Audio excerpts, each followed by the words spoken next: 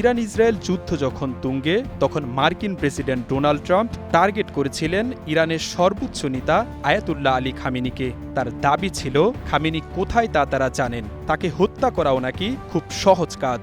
এও বলেছিলেন সবকিছু জানলেও তাকে এখনই হত্যা করার কোনো পরিকল্পনা নেই। তবে ইসরায়েলি প্রতিরক্ষামন্ত্রীর স্বীকারোক্তিতে উঠে এলো ট্রাম্পের দাবির ঠিক উল্টো চিত্র।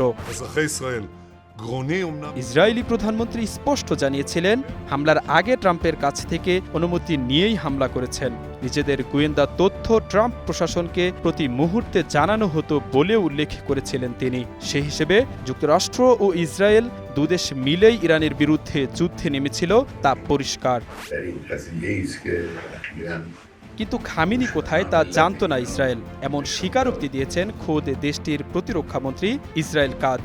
এক সাক্ষাৎকারে জায়নবাদী এই মন্ত্রী জানান তারা খামেনিকে হত্যা করতে চেয়েছিলেন, কিন্তু খামেনির অবস্থান সম্পর্কে সুনির্দিষ্ট তথ্য না থাকায় অপারেশন চালাতে পারেননি। কাতজের দাবি খামেনিকে হত্যা করা হতে পারে এমন আশঙ্কা থেকেই যুদ্ধের এক পর্যায়ে তিনি ভূগর্ভস্থ কোনো স্থানে চলে যান, যোগাযোগ বন্ধ করে দেন শীর্ষ জেনারেলদের সাথেও। এমন বাস্তবতায় খামেনির অবস্থান জানা অসম্ভব হয়ে পড়ে। ইসরায়েলি প্রতিরক্ষামন্ত্রীর এই স্বীকারোক্তি ট্রাম্পের দাবির সম্পূর্ণ বিপরীত, কারণ ট্রাম্প দাবি করেছিলেন খামেনি কোথায় তা তারা জানেন। Jisan Ahmed, star news.